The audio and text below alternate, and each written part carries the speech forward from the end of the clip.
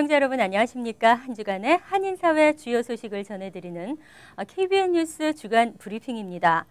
만약 한국 임산부가 미국행 비행기를 타고 가다가 비행기 안에서 아기를 낳았다면 이 아기의 국적은 한국일까요? 아니면 미국일까요? 복잡한 여러 가지 생각을 해야 되겠지만 결론을 말씀드리면 이 아기의 국적은 한국 국적만 갖게 됩니다. 속지주의 때문에 원정 출산이 끊이지 않는 미국. 그러나 어디에서 태어나건 부모 중 한 사람이라도 한국 국적이면 한국 국적을 취하는 속인주의 한국. 그러다 보니 선천적 복수 국적자로 분류되는 한인 2세들이 한국 유학과 취업 등에서 큰 불편을 겪게 되는데요. 한국을 떠나온 지 오래된 부모, 그리고 미국에서 태어나 출생신고도 안 한 2세. 그들도 국적 이탈 신고를 해야 하는지 2세들 발목을 잡는 복수국적 불합리한 국적 병역법을 개선하자는 목소리가 커지고 있습니다. 뉴욕 한인회와 뉴욕 한인직능단체협의회는 오늘 한국 국적법과 병역법 개정을 위한 미주 한인 청원 서명 캠페인에 돌입했습니다. 이번 청원 캠페인은 지역 한인회와 대형 교회를 중심으로 뉴욕을 비롯해 전국적으로 확대할 계획입니다. 이를 위해 뉴저지는 물론 LA, 워싱턴 DC, 시카고, 애틀랜타 등 타 지역 한인단체들과 협조를 구할 예정입니다. 그리고 1차 서명운동 2개월 후 모아진 서명지를 한국 정부와 국회에 전달하고 2차는 한국을 직접 방문합니다. 한국에서 국적법과 병역법 개정의 정당성을 알리는 세미나를 개최하고 국회의원 면담을 통해 개정을 촉구할 계획입니다. 현행 국적법은 자녀 출생 시 부모 중 한 명이라도 한국 국적이면 한국 국적이 자동 부여됩니다. 따라서 남자의 경우 병역 의무가 부과되므로 남자는 만 18세 이전, 여자는 만 23세가 되는 해까지 국적 이탈 절차를 거쳐야 합니다. 하지만 대부분 미국에서 태어난 한인 2세들은 이 사실을 모르고 있다가 취업을 하거나 학업을 계속할 때 불이익을 받는 경우가 많습니다. 지난 20일 뉴욕 매츠 홈구장인 시티필드에서는 코리안 헤리티지 나이트 행사가 열렸습니다. 다양한 이벤트가 펼쳐졌지만 한인들의 참여가 저조해 아쉬움을 남겼습니다. 금홍기 기자가 취재했습니다. 뉴욕 매츠와 애틀랜타 브레이브스의 경기에 앞서 시티필드에서 열린 코리안 헤리티지 나이트. 태극기가 시티필드 전광판에 걸리고 이어 태극 문양의 부채와 한복을 입은 무용수들이 입장합니다.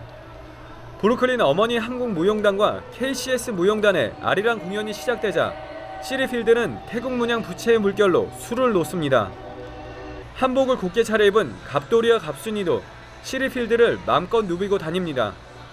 퀸즈 한인회가 주최하고 한국관광공사 뉴욕지사가 후원한 코리안 헤리티지 나이트에서는 김영길 주 뉴욕 부총영사와 민승기 뉴욕 한인회장, 란킴 뉴욕주 하원의원 등 총 9명에게 스프릿 어워드가 전달됐습니다. 우리 매츠 구장에서 주최하는 우리 코리안 나이트 행사는 우리 한국의 문화를 알리는 데 가장 좋은 행사 중에 하나입니다. 이 행사를 통해서 우리 한인사회가 더 화합되고 하나가 되는 계기가 되길 바라겠습니다. 한편 어제 열린 코리안 헤리티지 나이트에는 한인들을 위한 행사임에도 불구하고 한인들의 참여율이 저조해 아쉬움이 남았습니다. 이번 행사를 후원한 한국관광공사 뉴욕지사는 앞으로 코리안 헤리티지 나이트 행사를 유현진 선수나 추신수 선수의 경기 일정에 맞춰 한인들의 참여를 유도할 계획이라고 밝혔습니다. KBN 뉴스 금홍기입니다. 뉴저지 팰리세이드 파크 정부의 새로운 BYOB 규정 시간 연장을 앞두고 한인 업주들 사이에 논란이 끊이지 않고 있는데요. 지난 20일 타운 정부는 원래 시의회 모임을 갖고 연장안을 상정했습니다. 이날 시의회에는 무려 100여 명의 한인들이 참석해 연장안에 대한 한인들의 뜨거운 관심을 보여줬습니다. 주성훈 기자가 보도합니다. 어제 저녁 타운 정기회의가 열린 뉴저지 팰리세이드 파크 타운홀. 종전시의회 회의에선 좀처럼 보기 드물게 100여 명의 한인들이 참석했습니다. 대부분 펠팍에서 노래방과 요식업을 운영하는 업주 관계자들로 최근 한인사회에서 뜨거운 이슈가 되고 있는 BYOB 규정시간 연장안이 이날 회의에서 상정되기 때문입니다. 결국 시는 이날 연장안을 상정하고 앞으로 한 달간 검토를 거쳐 다음 달 회의에서 승인 여부를 결정짓겠다고 밝혔습니다. That it will be approved at the next meeting. It isn't approved tonight. It's just an introduction. Just want to make that perfectly clear. 하지만 연장안에 반대하는 수십 명의 리커 라이센스 소주 업주들은 회의가 끝나도 발걸음을 옮기지 않은 채 그동안 BYOB 연장안을 주도하고 있는 이종철 시의원과의 면담을 요청했습니다. 이들은 그동안 논란의 연장선상에 서 있는 BYOB에 소주의 포함 여부를 물었고 이 시의원은 BYOB 조례안은 맥주와 와인만 반입이 가능하며 소주는 포함될 수 없다고 분명히 선을 그었습니다. 사실은 오늘 크게 결정이 나야 될 부분이고 또 우리가 확인해야 될 부분이 있는데 또 BYOB 가지고 있는 팜을 가지고 있는 주인들도 BYOB에 대해서 모르고 있고 또 한국 손님들도 전혀 모르고 있습니다. 우리 뉴저지는 아직 정해진 게 없습니다. 지금 이런 계기로 해갖고 이게 어떻게 보면은 클리어할 우리가 상황이 온 것 같아요. 그렇지만 제가 이제 분명히지만 BYOB는 비어 앤 와인이에요. 소주를 여기다 넣을 수가 없어요. 하지만 소주에 대해 지역에 따라 라이스 와인이나 라이스 리커 등 다소 다른 해석을 내놓고 있어 뉴저지 주류국의 명확한 유권 해석이 나오기 전까진 소주의 BYOB 포함 논란은 앞으로도 계속될 것으로 보입니다. KBN 뉴스 주성훈입니다. 뉴욕 퀸즈 플러싱 노던 블러바드 156스트리트에 있는 머레이 힐 플라자 쇼핑몰. 한인 대형 쇼핑몰이 자리 잡고 있어 한인들이 자주 이용하는 곳인데요. 이곳에서 부당하게 차량 견인을 당했거나 당할 뻔한 적이 있으실 겁니다. 앞으로 이런 문제가 해결될 것 같습니다. 금홍기 기자가 취재했습니다. 지난 5월 부당한 차량 견인에 항의하는 한 쇼핑객이 견인업체 직원에게 폭행을 당했지만 오히려 가해자로 몰려 법정 싸움까지 가는 일이 있었습니다. 머레이 힐 플라자 쇼핑몰은 부당한 차량 견인으로 인해 쇼핑객과 견인업체 직원과의 마찰이 빈번하게 발생하고 있습니다. 타겟이 지금 한국 사람, 무작위 봉이야 한국 사람이 지금 그게 문제라고 생각합니다. 나는 그래서 아니야, 이건 잘못된 거예요. 잘못된 겁니다. 퀸즈 한인회와 토니 아벨라 뉴욕주 상원의원이 부당한 견인을 일삼는 견인업체에 대해 제동을 걸었습니다. 한인회와 아벨라 의원은 부당하게 견인을 당한 쇼핑몰 고객에 대한 환불을 실시하는 것에 대한 합의가 머레이 힐 쇼핑몰 측과 이루어졌다고 오늘 기자회견을 통해 밝혔습니다. 여러분들 지금 토우 이렇게 당하셨던 분들은 일단은 저희한테 전화를 하셔서 문의를 하시고 그다음 접수를 하시기 바랍니다. 쇼핑몰에서 부당하게 견인을 당했다면 물품 구입 내역과 시간이 적힌 영수증과 견인업체의 견인 시간 등이 적힌 영수증을 퀸즈 한인회로 제출하면 전액 환불받을 수 있습니다. 견인업체는 반드시 영수증을 발급하도록 법으로 규정되어 있습니다. 쇼핑몰 측은 앞으로 견인업체가 부당하게 차량을 견인했다는 사실이 밝혀지면 해당 직원을 해고시킬 것을 약속하겠다고 한인회를 통해 밝혔습니다. KBN 뉴스 금홍기입니다. 2014년 뉴저지 연방 하원 의원 선거에 도전하는 한인 2세 로이조 변호사가 시민 참여센터를 찾아 한인 청소년들과 만남의 시간을 가졌습니다. 한인들의 위상 강화와 이민자들을 위해 꼭 승리하겠다며 청소년들을 격려했습니다. 주성훈 기자입니다. 내년에 있을 뉴저지 연방 하원 선거 제5선거구에 출마하는 한인 2세 로이조 변호사. 오늘 뉴저지 시민참여센터를 방문해 한인 청소년들을 만난 조 변호사는 정치적 참여도가 저조한 한인들의 인식을 바꾸고 싶다며 자신을 믿고 신뢰하면 승리할 수 있다고 강조했습니다. Korean Americans and Asians more generally have had such an incredible amount of success moving up the socioeconomic ladder, but for some reason the political participation has stayed pretty stagnant. You need this belief in yourself, right? And if you look at the people in this country who have achieved success, whether it's in industry, business, or in politics, they've always had this strong belief in what they can do. 한인들이 많이 거주하는 파라무스, 클로스터, 크레스킬, 데마레스트 등을 포함하는 5선거구는 전통적인 공화당 강세 지역으로 현역인 공화당 소속 스캇 가렛 의원이 10년째 자리를 차지하고 있습니다. 하지만 조 변호사는 지난 수년간 이 지역에 아시안들이 많이 유입되면서 정치 성향도 공화당에서 민주당으로 움직이고 있다며 승리를 자신했습니다. 특히 포괄적 이민개혁법에 강한 반감을 갖고 있는 스캇 가렛 의원보다 이민자 출신인 자신이 제격이라며 한인 사회 후원을 당부했습니다. I'm going to say that he's going to continue to take an anti-immigrant approach. And that's not good for any of us in this room. I think it's to always remember that we have to continue to push to get more acceptance of who we are, immigrant community writ large, to show people that we're the same as everybody else. 현재 제5선거구는 현역인 공화당의 스캇 가렛 의원, 민주당의 로이조 변호사와 맥과이어 앤디 후보까지 3명이 등록을 마치고 치열한 모금 캠페인을 벌이고 있습니다. KBN 뉴스 주성훈입니다. 뉴욕 시민이 사용하는 비닐봉지는 매년 52억 개, 이 비닐봉지가 썩는 데는 100년이 걸린다고 합니다. 하지만 시간이 지날수록 각 가정이나 기업들의 일회용품 사용은 증가하고 있으며 이로 인한 쓰레기도 점점 늘어나고 있는데요. 앞으로 뉴욕시에서 일회용 비닐봉지가 사라질 것으로 보입니다. 브래드 랜더 시의원과 마가렛 친 시의원이 일회용 비닐봉지 사용에 장당 10센트의 요금을 부과하는 법안을 상정했습니다. 적용업소는 일반 음식점을 제외한 뉴욕 시내 모든 그로서리와 슈퍼마켓, 델리, 백화점, 의류점 그리고 잡화점 등입니다.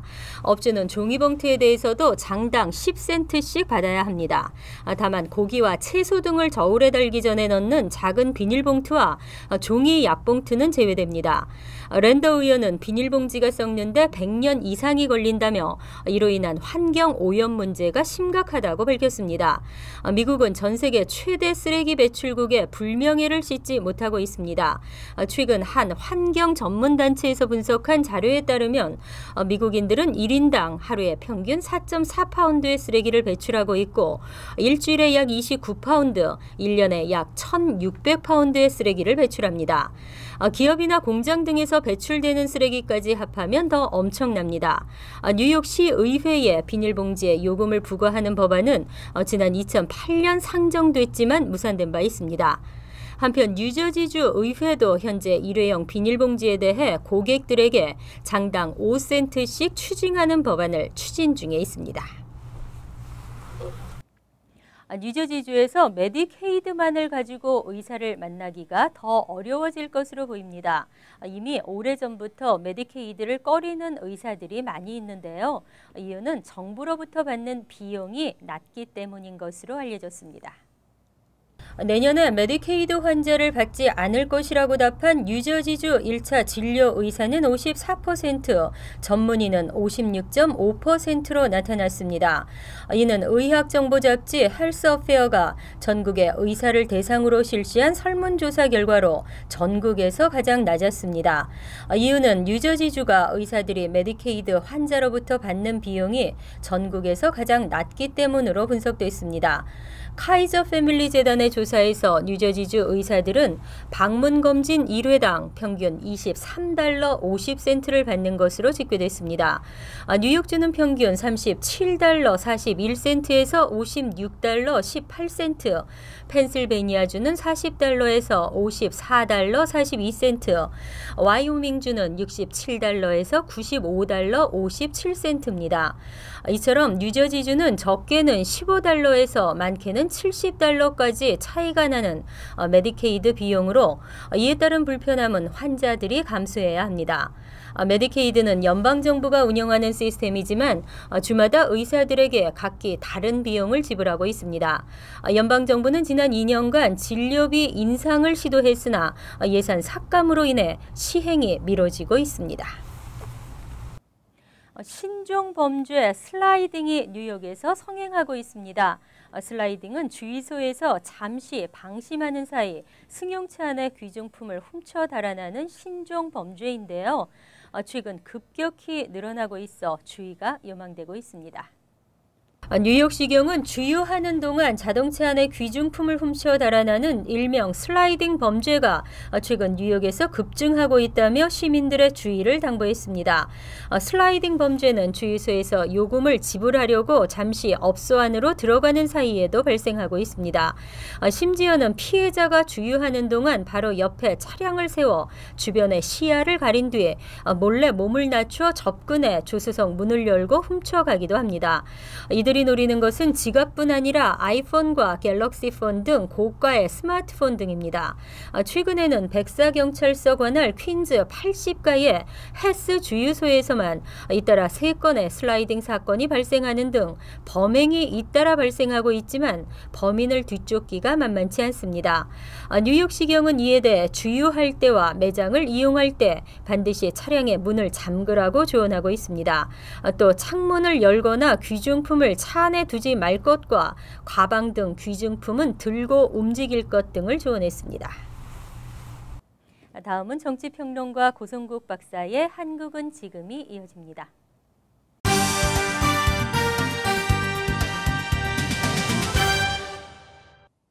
여러분 안녕하십니까? 남북한은 이산가족 상봉을 다음 달 금강산에서 재개하기로 합의했습니다. 2010년 마지막으로 실시된 뒤 3년 만에 재개되게 됐습니다. 국정조사가 이렇다 할 성과도 없이 끝나면서 오히려 정치권이 냉각 국면에 접어들었습니다.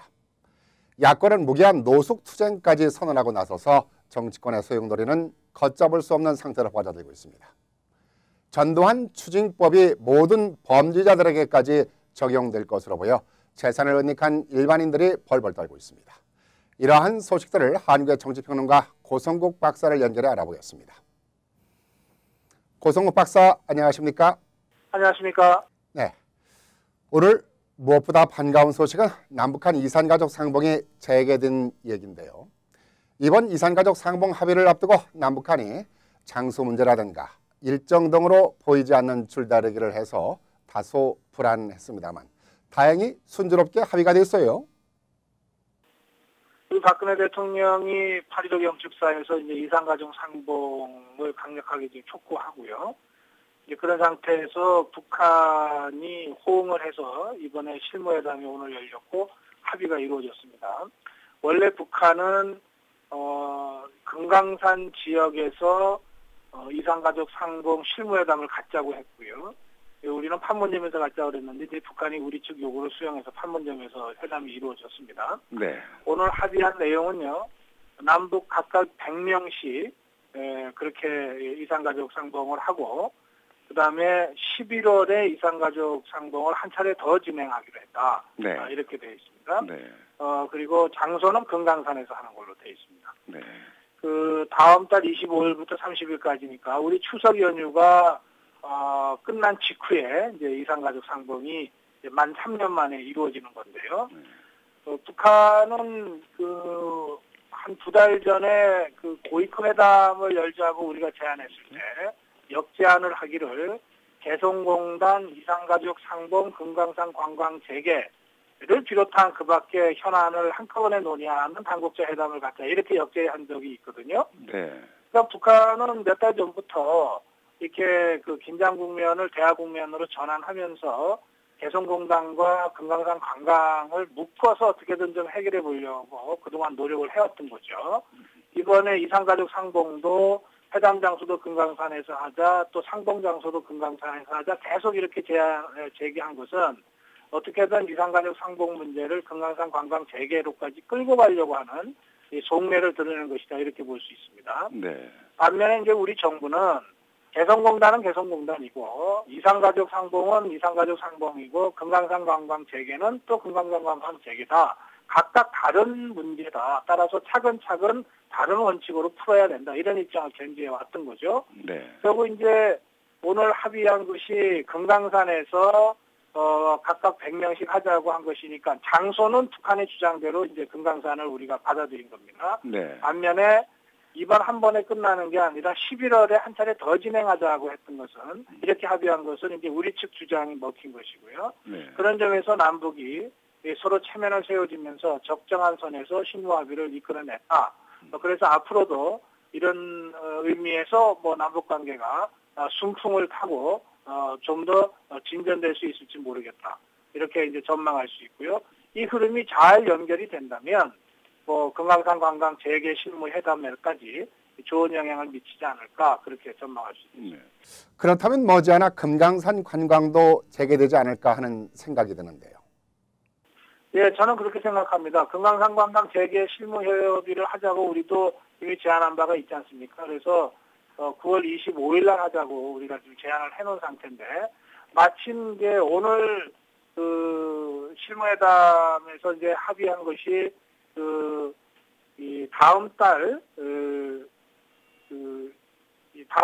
달 날짜가 30일 그러니까 추석 연휴 직후거든요. 네. 그러니까 이 이산가족 상봉 그 무렵에 아마도 금강산 관광과 관련된 실무회담이 열리게 될 것 같습니다. 그렇게 되면 이산가족 상봉을 통해서 남북 간에 3년 만에 재개되는 상봉이니까 상당히 우호적 분위기가 조성되지 않겠습니까? 네. 그런 분위기 속에서 금강산 관광 재개를 위한 실무회담이 열리게 될 것이기 때문에 어떤 형태로든 좀 긍정적 영향을 미칠 것이다. 그렇게 예측할 수 있는 겁니다. 네, 반가운 현상입니다. 자, 이명박 정부에서는 남북한 관계가 냉각기였습니다만 박근혜 정부가 들어서면서 남북한 관계가 원만한 관계로 잘 풀려가고 있는 것 같습니다. 그런데 지금 한국의 정치권은 냉각 상태에 빠져 있어요. 이번에 국정조사가 끝났지만 이렇다 할 성과도 없었고 오히려 야권은 무기한 노숙 투쟁을 하고 나서고 있어서 그야말로 정치권은 불바다가 된 것 같은데요. 지금 이 국정조사가 끝날 무렵에 민주당 의원들 중에서 이제 국정조사위원으로 활동했던 사람들이 청와대에 항의서안을 전달하려고 청와대 앞에서 시위를 하는 과정에서 이 항의서안을 이제 발표를 했는데 그 내용 중에 3.15 부정선거를 언급한 대목이 있습니다. 네. 잘 아시겠습니다만은 3.15 부정선거 때문에 4.19 시민혁명이 터졌고요.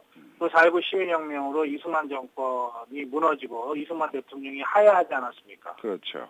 그런데 지금 야당 의원이 3.15 부정선거를 교훈으로 삼아야 된다. 이렇게 성명을 발표하는 바람에 그러면 박근혜 정부가 3.15 부정선거와 같은 대규모 관권 부정선거를 해서 집권한 이 부정한 정권이냐. 그래서 대통령 하야를 해야 된다는 얘기냐. 당장 청와대나 여권에서 강력하게 지금 반발을 안 할 수 없는 상황이 돼버렸거든요. 그래서 이번 주 초급만 하더라도 이 야당의 대통령 사과, 남재준 국정원장 해임이라고 하는 전제 조건은 받아들일 수 없지만 그러나 2자 회담이 됐건 3자 회담이 됐건 대통령이 야당 지도자들과 만나서 경색된 정국을 풀어야 되지 않느냐 이런 의견들이 여권 내에서도 많이 나왔어요. 네. 그런 상황에서 느닷없이 민주당 의원들 몇 명이 3.15 부정선거를 거론하면서 사실상 대선 불복하는 듯한 뉘앙스의 성명을 하는 바람에 또다시 얼어붙어 버렸습니다. 그래서 오늘 내일 중에 이 경색 국면이 풀릴 것 같지는 않고요. 다음 주 정도로 들어가면 이 경색 정국을 좀 풀어야 된다고 하는 여론은 계속 비등하게 있기 때문에요. 또 어쨌든 이제 8월 말로 가면서 9월 정기국회가 다가오고 있지 않습니까? 그렇죠. 9월 정기국회에서는 예산 처리도 해야 되고 여러 가지 국정감사도 해야 되고 그래서 정부가 국회에 여러 가지 형태로 협조를 구해야 될 상황이기 때문에 정기국회 개회를 즈음해서 박근혜 대통령이 야당 대표와 여당 대표까지 포함해서 2자 회담이 됐건 3자 회담이 됐건 이렇게 여야 정치인들을 만남으로써 이 경색 국면을 푸는 실마리를 좀 줄 수밖에 없지 않겠느냐 이런 이제 전망들이 나오고 있고요. 그런 점에서 저는 다음 주를 기점으로 어떤 형태로든 이 정치 재개가 가능성이 좀 있다 이렇게 전망하고 있습니다. 예, 야권의 강경한 입장도 문제일 수 있지만 이렇게 오게 된 이유는 여권도 상당 부분 책임이 있다고 보는데요. 좀 여권이 야권의 입장을 일정 부분 안아줘야 했지 않았나 생각합니다.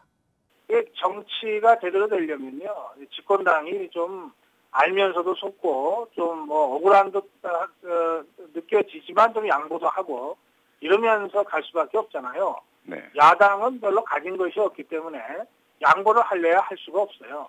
그래서 역시 이 집권당이 이제 큰형답게 맏형답게 좀 양보도 하고 좀 대승적으로 좀 대화의 물꼬도 터주고 그렇게 하는 것이고요. 집권당이 그렇게 하려면 대통령이 집권당한테 그런 여지를 좀 줘야 되죠. 그래서 저는 박근혜 대통령이 야당 지도자들과 만나는 거는 그 자체도 의미가 있고, 하지만 그 자리에서 무슨 해결될 일은 없는 것이고요. 이렇게 대화로 앞으로 정치를 풀겠다고 하는 상징적인 표현이고, 그렇게 되면은 이제 여당 지도부가 야당 지도부와 또 다른 형태로 만나서 좀 양보도 해가면서 대화로 풀어가는 이런 이제 이 대화 정치를 시작할 수 있다는 점에서 그 2자 회동이 됐건 3자 회동이 됐건 대통령이 직접 나서는 것이 중요하다고 말씀드리는 겁니다. 네, 그 전두환 추징법이 발효되면서 검찰이 오랜만에 제 역할을 하고 있어요. 지금 그 전두환 씨 일가에 대해서 한 600억 정도에 달하는 여러 가지 땅, 부동산, 농산, 그림 뭐 이런 것들을 지금 압류한 상태입니다. 그래서 만약에 이 돈이 전부 비자금으로 조성된 돈이라고 하는 것이 확인이 되면 이것들은 전부 추징할 수 있기 때문에 검찰이 오랜만에 개가를 올린 거죠. 그리고 또 재미있는 것은 전두환 씨 일가에 대한 수사가 이루어지니까 갑자기 노태우 전 대통령 측에서 노태우 전 대통령도 지금 추징금을 230억을 지금 못 내고 있었거든요. 네. 못 냈는지 안 냈는지는 모르겠습니다만. 근데 이거를 완납하겠다고 갑자기 발표를 했어요. 그러니까 아마도 노태우 씨 입장에서는 전두환 씨 일가에 대한 수사가 끝나면은 자기들한테도 수사의 칼날이 올지도 모르겠다 이런 걱정들이 좀 있었던 것 같습니다. 그러니까 추징을 다 하면 추징금을 다 내면은 뭐 더 이상 수사받을 일이 없지 않겠는가 이런 생각에서 그동안 여러 가지 형태로 미뤄왔던 또는 내지 않았던 230억을 자진 납부하겠다고 했기 때문에 이렇게 되니까 이제 다시 역으로 전두환 씨 측에 대해서 더욱 압박이 이제 거세지는 것이죠. 그래서 저는 전두환 대통령 측이 자진 납부를 하지 않더라도 검찰이 여기까지 수사를 했기 때문에 지금 남아있는 1,600억은 어떤 형태로든 검찰이 추징할 것이다 이렇게 전망을 합니다. 그리고 이제 또 하나 재미있는 것이요. 이렇게 추징을 전직 대통령들한테 하다 보니까 사실은 추징이 훨씬 더 큰 규모로 추징을 해야 되는데 아직 못하고 있는 그런 다른 사람들 문제는 어떻게 되는 것이냐 이제 이렇게 문제가 제기되는 게 있습니다. 네.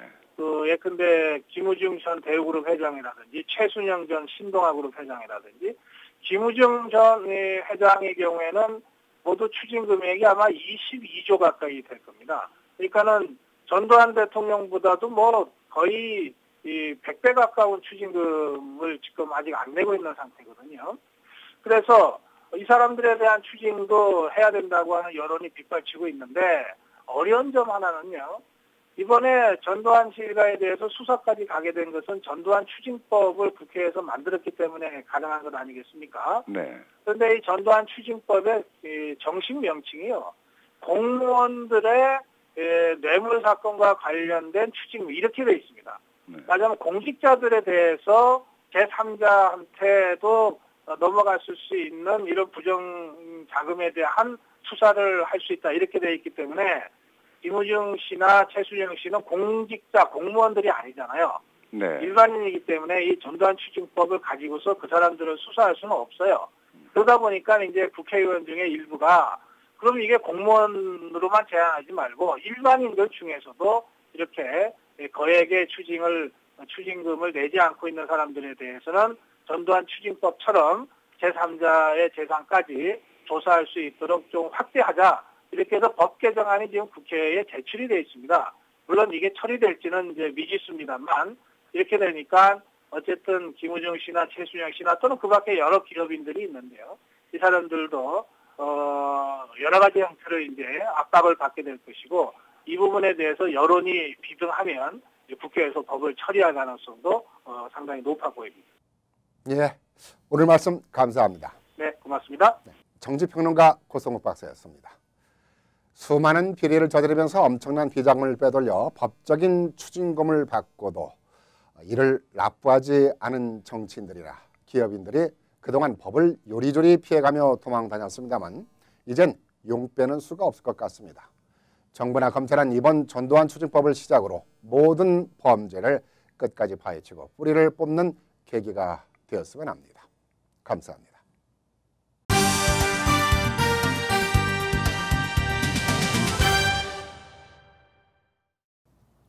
티네이저 자녀를 둔 부모님들 대학 걱정, 학비 걱정이 많습니다. 버락 오바마 대통령이 대학 등록금과의 전쟁을 선포했습니다. 교육을 통해 사회 경제적 지위 향상과 사회 환원이 이루어질 수 있지만 지금은 높은 등록금이 발목을 잡고 있고 학생 부채는 위기 상황입니다. 백악관은 오는 2015학년도 이전에 학비 등급 시스템을 만들어 전국의 학생과 학부모들이 대학 선택의 기준을 삼도록 하겠다고 밝혔습니다. 등급이 낮은 대학에는 연방정부의 지원을 줄인다는 방침도 내놓았습니다.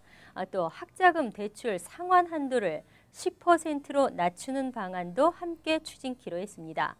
이러한 정책들이 대학생이나 졸업생의 학비 부담을 정말 줄여줬으면 좋겠는데요. 하원은 이러한 오바마 대통령의 교육 개혁 정책에 부정적입니다. 내년 중간 선거와 오는 2016년 대통령 선거에서 젊은 층 유권자의 표심을 잡기 위한 시도가 아니냐는 반응인데요.